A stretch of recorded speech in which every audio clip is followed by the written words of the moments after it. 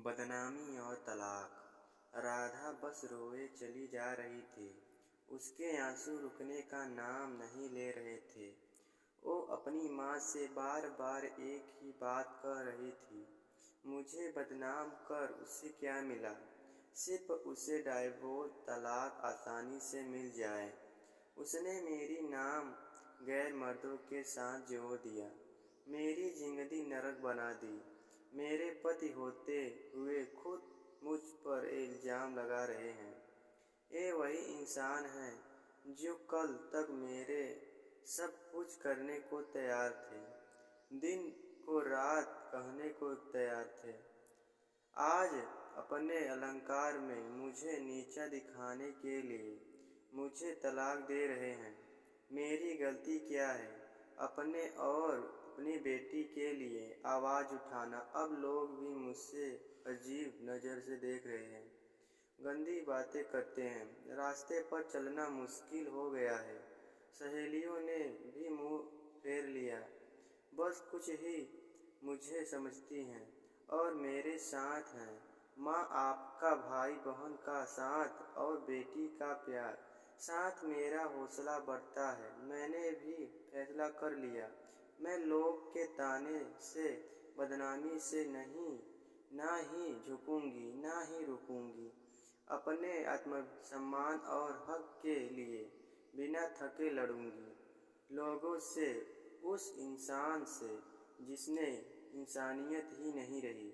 और फिर शुरू हुए कोर्ट कचहरी के धक्के, पैसे की और समय दोनों की बर्बादी पर कोई दूसरा रास्ता नहीं दिख रहा था। सबसे बड़ा दुख झटका उस वक्त लगता था जब राधा को उसका पति कोर्ट में सामने खड़े होकर गलत गंदी बात बोलता था। वो बहुत मायूस हो जाती थी। कभी कभी सब कुछ छोड़कर कहीं दूर भाग जाना चाहती थी, पर उसका अंतर्मन उसे झकझोर देता। तुम ऐसे पीछे नहीं हट सकती, तुम चुप नहीं रह सकती।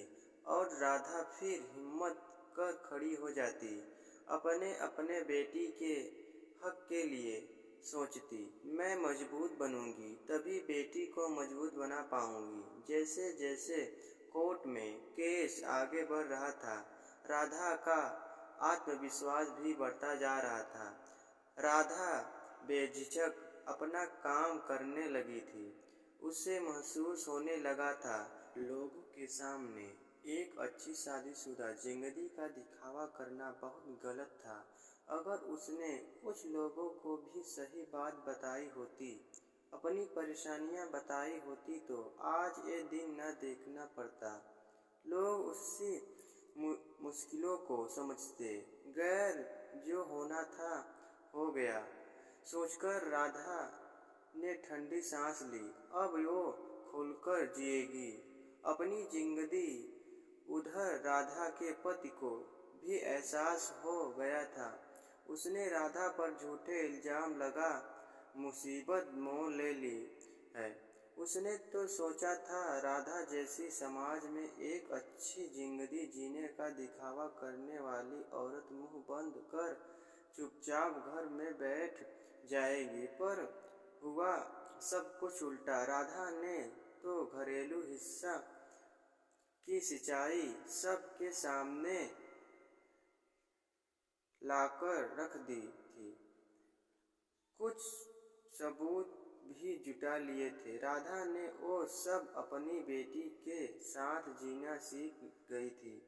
उसके घर वालों भी पूरा साथ देते थे उसका। तभी एक दिन दरवाजे की घंटी बजी। राधा ने भी सोचा कौन हो सकता है। इस वक्त जब देखा तो वो अचंभित रह गई। दरवाजे पर उसका पति खड़ा था। उसने राधा से पूछा, अंदर आ जाऊं? राधा ने कुछ सोच कहा, हाँ हाँ बोल। उसे अंदर आने दिया और पूछा, अब क्यों आए हो? वो बोला, मुझे माफ कर दो, मुझसे गलती हो गई है और घर वापसी चलो। मैं तुम्हारे और अपनी बेटी के बिना नहीं रह सकता। अचानक आए इस बदलाव से राधा सोच में पड़ गई थी। वो कुछ समझ नहीं पा रही थी, पर उसका पति केस वापिस ले साथ में सुखी जीवन बिताने की बात कर रहा था। उसने राधा से कहा, चाहो तो थोड़ा सोचकर जवाब देना। पर राधा का जवाब तो तैयार था। उसने साथ जाने से मना कर दिया और बेटी ने भी बोल दिया, मैं मम्मी के साथ ही रहूंगी। राधा का पति ये बोलकर तुम ठीक नहीं कर रही वहां से चला गया। पूरी रात वो सोचती रही, उसने गलत निर्णय तो नहीं लिया? क्या मुझे अपनी बेटी के अच्छे भविष्य के लिए साथ चलने जाना था? बेटी को माँ दोनों मिल जाते। शायद सच में उनकी सोच बदल गई हो। सोचते सोचते सुबह हो गई। सब घरवालों भी सोच में थे, क्या किया जाए? इंसान बदल भी तो सकता है। पर सबने समझदारी दिखा। कुछ दिन इंतजार करने का सोचा। तभी केस की तारीख भी आ गई। राधा ने सोचा था, आज के पति के व्यवहार से पक्का निर्णय ले लेगी, और जो हुआ सोच से बाहर था। पति का वही रूप पाया। राधा आज भी अपनी बेटी के लिए लड़ रही है। बस एक बात सोचती है, उस दिन उसका पति बदला रूप ले घर क्यों आया था? क्या था जाना सही था, या अपने हक, अपने आत्म सम्मान के लिए लड़ना?